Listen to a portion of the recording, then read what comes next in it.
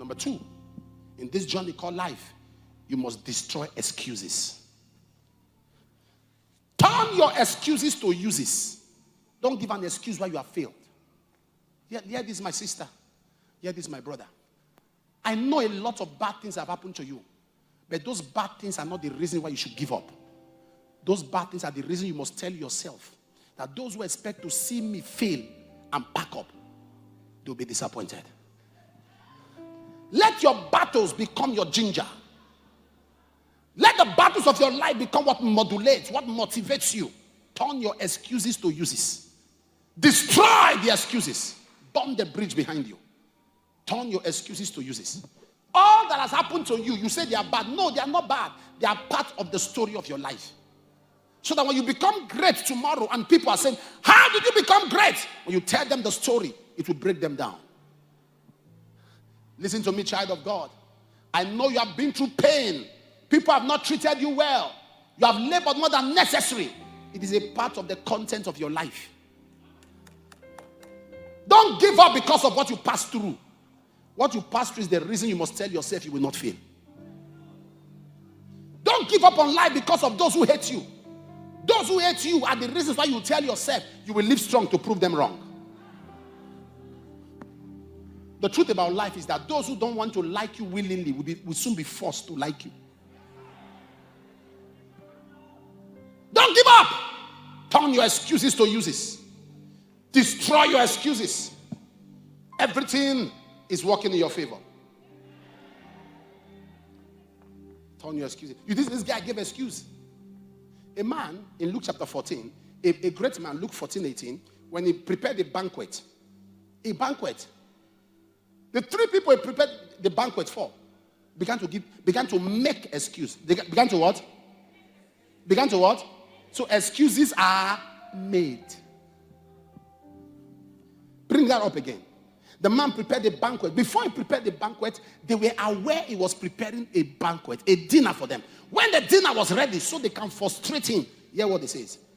They with one consent. In other words, they agreed together. One consent. They came together. The man was preparing a banquet. They knew that the food and all was there. They now came and agreed together. Said, this guy, let's frustrate him. He wants to show he has. Let's make sure his food, his drinks go into waste. He said, and they all with one consent began to make excuse. The first said to him, I have bought a piece of ground. I must need go and see it. Leave that up before you go to 19. He said, I've bought a land. Let me go and check it. Who pays for land without checking it? Oh, you're not following what I'm saying. I've bought a piece of land. Let me go. Do you pay for land you have not seen? Look at the next one, verse 19. The other said, I've bought 5 yokes of oxen, and I go to prove them. In other words, let me go and check if they are working. I've bought oxen. I want to go and check if they are working. Will you buy oxen that are not working? That one is even good. Let me show you the worst one. Verse 20.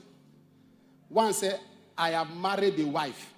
Therefore, in other words, the marriage was done. I wasn't there. So it's now I'm going for the marriage. You're not getting my point. They've done my marriage in my absence. It's now I'm going for, the wedding has ended. It's now I'm going to marry. I cannot come. This was enough to shatter the man. Bring up the next verse. Look at what the man said. So the servant came and showed his lord these things. The master of the house, being angry, said to his servant, go out quickly into the street and lanes. Bring hither the poor, the maimed, the halt. They are my friends. They want this to go into a waste. Go and bring people who need it. In life, if you give excuses, there is somebody waiting to take your place. If you live a life of excuses, then you open up yourself for alternatives.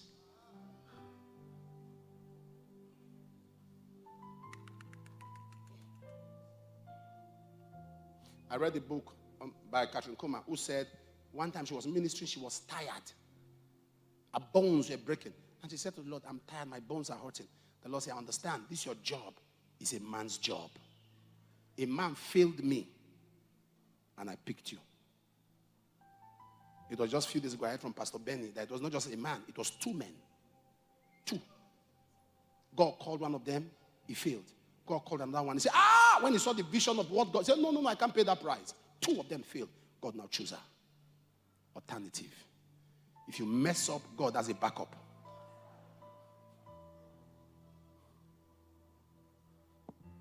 I wish I was talking to somebody here. We see three things that stemmed up the excuses the man gave. Oh, I have this thing. I don't want to lose it. That's why I held on to it. Anything you are afraid of losing, you will lose. Anything you are afraid of losing, you will end up losing. Never be afraid of losing anything.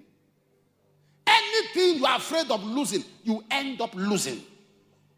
Never be afraid of losing anything. Never be afraid of losing anything. Anything you lose to God, anything you can't lose to God, you lose in life. Your voice, lose it in the place of prayer. Your money, lose it to God.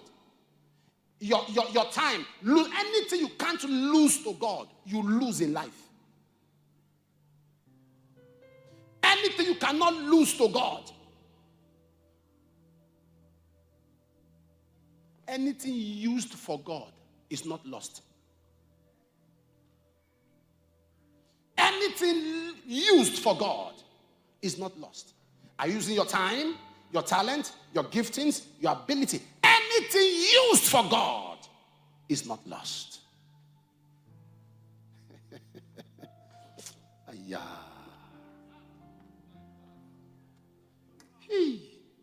Excuses.